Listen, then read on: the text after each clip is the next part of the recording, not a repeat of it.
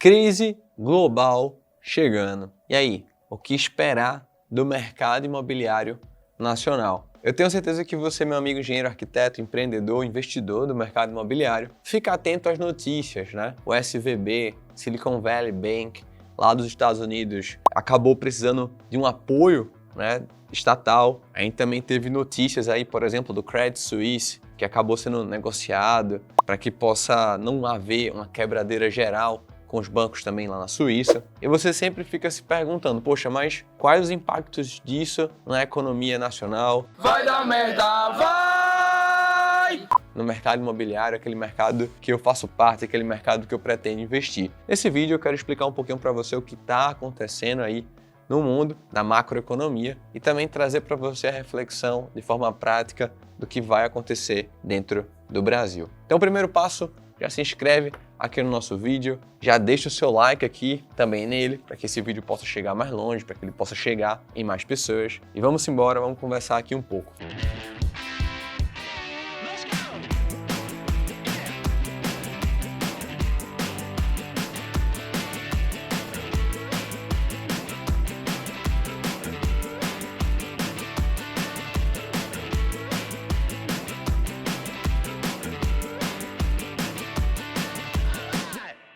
Primeiro ponto importante, se você se lembra, um pouquinho de tempo atrás, alguns anos atrás, a gente teve ali as menores taxas de juros da história. E você já sabe que o Estado intervém sempre vai ter algo muito bom a curto prazo, mas depois a conta vai acabar chegando mais para frente. Essas medidas populistas, progressistas, velho, nunca são boas. Então pensa bem, o que aconteceu? Aquele período ali, pré-pandemia, a gente teve taxas de juros baixíssimas. Até aqui no Brasil, você deve se lembrar aí, Selic de 2% ao ano, juros na Europa, juros nos Estados Unidos baixíssimos. O que acontece com juros muito baixos? Você tem uma oferta de crédito, uma oferta de capital no mercado gigantesca, liquidez, dinheiro rodando, não é verdade? Até os próprios investidores, pensa bem, ele pensa, não vou deixar meu dinheiro aplicado rendendo 2% ao ano, vou pegar e vou injetar dinheiro no mercado. O que acontece? As empresas, elas ficam acostumadas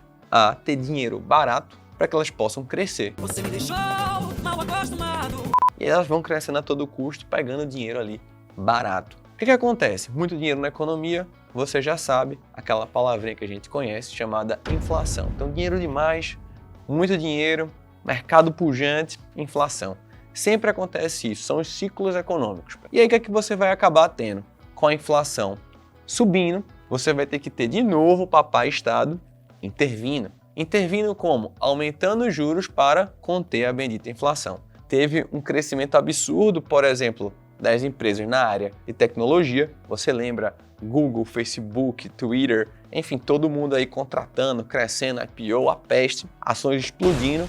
E depois, com o aumento da taxa de juros, o que aconteceu? As empresas tendo um cerceamento do crédito, ou seja, não compensava mais pegar aquele dinheiro, não compensava mais crescer de maneira absurda, demitindo muita gente e também reduzindo ali o seu crescimento, inclusive as ações das Big Techs, né, como a gente chama, chegando ali em patamares inferiores. Beleza, mas Diego, isso é o cenário fora do Brasil, né? Como é que a gente entende esse cenário aqui dentro? O cenário aqui dentro, obviamente, é um reflexo do que está também fora. Existe uma frase muito comum que é quando o americano ele pega uma gripe, o brasileiro geralmente pega uma pneumonia. Diferente da crise do subprime de 2008, onde a gente tinha ali problemas dentro do mercado imobiliário americano com os títulos de hipoteca, a gente na verdade está tendo um rebalanceamento. A gente está tendo ali o que, pessoal? Um ajuste nos juros, um ajuste ali para conter a inflação e, obviamente, empresas que estavam super valorizadas, que receberam dinheiro demais, que na verdade estavam vivendo uma bolha,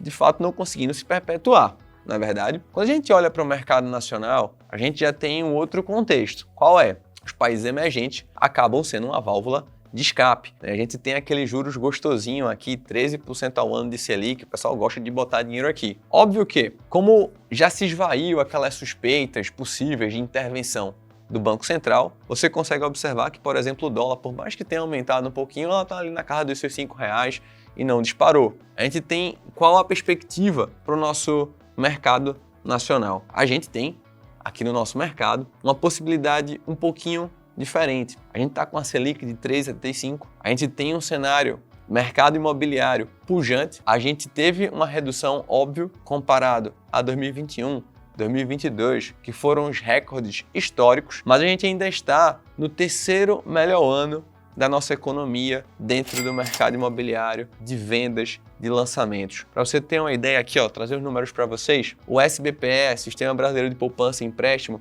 estou trazendo aqui para você as notícias da ABCIP, tá? Informação dada dia 27 de fevereiro, indicam que teve uma queda comparado a janeiro do ano passado, um recuo de 18%. Ok, porém, foi o terceiro maior volume para o mês de janeiro da série histórica. Então, obviamente, se você tem aquele olhar esquerdista, né, aquele viés que só olha para parte da notícia, né? Se eu fosse um jornalista de esquerda, ia fazer o quê? Mercado imobiliário teve um recuo de 18,4%, recessão, culpa de Bolsonaro. Mas aí você não lê depois da vírgula. Foi o terceiro maior volume para o mês de janeiro na série histórica. Ou seja, o mercado imobiliário ainda vem correspondendo, o mercado imobiliário ainda vem crescendo. Quando a gente tem um cenário de incertezas no mercado externo, você vai ter uma outra repercussão aqui dentro. Qual é? Primeiro, o investidor ele fica inseguro de ir para a bolsa, ao mesmo tempo que você tem em contrapartida o quê? Um crescimento das criptomoedas. Bitcoin decolando, mercado imobiliário decolando. Por quê, pessoal? Porque as pessoas ficam com receio de colocar o seu dinheiro, de colocar o seu patrimônio no mercado de ações. Elas não querem estar sendo expostas a tanta volatilidade. E o que a gente conhece aí historicamente no Brasil, quando a gente fala, por exemplo, de imóveis? O mercado de imóveis sempre foi importante para grande parte dos investidores. Por quê? Porque ele consegue proteger o capital e, ao mesmo tempo, ter uma rentabilidade, ter uma remuneração ao longo dos anos que excede a inflação. Então, o que a gente pode observar? Diego, a gente tem um possível cerceamento do crédito no mercado externo, ok? A gente tem aí um controle para domar a inflação no mercado Europa e Estados Unidos, ok? Mas, por outro lado, quando você olha aqui para o Brasil, você olha para os números da ABCIP, você tem ainda um lastro de poupança, um lastro de SBPE, que é um colchão financeiro para que o nosso mercado imobiliário continue. Por exemplo, um saldo de 742,3 bilhões, para você ter uma ideia. Por mais que, pega a visão, tá? A gente esteja aí com o nosso volume de poupança reduzindo mês a mês, isso é óbvio, né? Até para as pessoas hoje em dia, elas preferem deixar seu dinheiro aplicado a, enfim, CDB, CDI, títulos pós-fixados, títulos pré-fixados, mas a gente teve, pessoal, em 2020, na época ali da pandemia, a maior captação de poupança da história. Para você ter uma ideia, 2020 a gente está falando de 125,4 bi de captação de poupança. Depois, 2021, a gente fechou um saldo negativo de menos 34 e 2022 a gente fechou um saldo negativo de menos 80. Ou seja, entendam uma coisa, a gente ainda tem lastro de poupança, a gente tem lastro de SBPE para movimentar o mercado imobiliário.